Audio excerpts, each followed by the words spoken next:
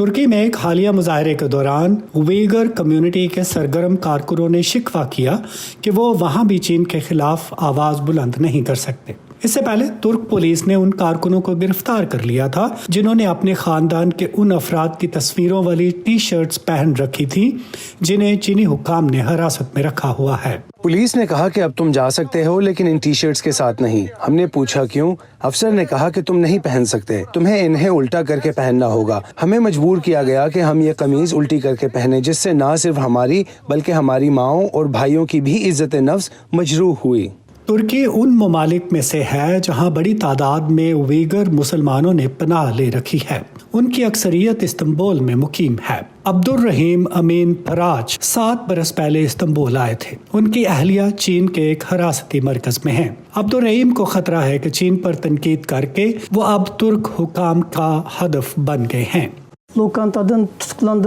Police نے مجھے ایک ریسٹورانٹ میں بند رکھا اور پھر مجھے پولیس اسٹیشن لے گئے۔ انہوں نے مجھے ایک دستاویز پر دستخط کرنے کو کہا۔ اس میں لکھا تھا کہ یہ شخص ایسی تنظیموں سے تعلق رکھتا ہے جو ترکی کے لیے خطرہ ہیں۔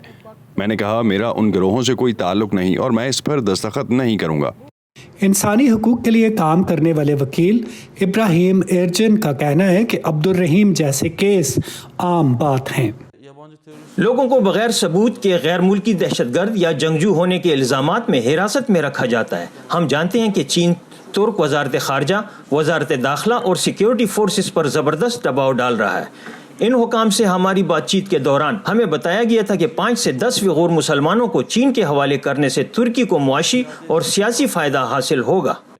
سابق ترک وزیر اعظم احمد داوتوگلو اردوان حکومت پر ویگر مسلمانوں کی قربانی کے بدلے چین کے ساتھ معاشی تعلقات مضبوط بنانے کا الزام عائد کرتے ہیں۔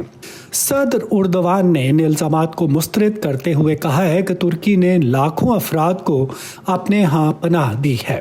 جیسے جیسے ویگر افراد پر چین کے جبر کی خبریں باہر آ رہی ہیں، ترک لیڈر عالمی سطح پر چین کی مذمت سے اپنے آپ کو باز رکھے ہوئے ہیں۔ اس خاموشی سے عبدالرحیم جیسے ویگر اضطراب کا شکار ہو رہے ہیں۔ حکام نے خاموشی اختیار کی ہوئی ہے اور اس خاموشی کی وجہ سے میں خوفزدہ ہوں۔ میں اپنے مستقبل کے بارے میں بات نہیں کر سکتا۔ اگر کروں تو ڈراؤنے خیالات میں پریشان ہو جاتا ہوں کیونکہ میرا مستقبل ایک انجانے اندھیرے میں ہے۔ عبدالرحیم فی الحال اپنی شاعری میں ہی سکون تلاش کر رہے ہیں۔ انہیں برسوں سے اپنے اہل خانہ کی کوئی خبر نہیں آئی اور بہت سے ویگر افراد کی طرح انہیں بھی مستقبل سے کوئی زیادہ امید نہیں ہے۔ ڈورین جونز کے ساتھ ندیم یعقوب، وائس آف امریکہ۔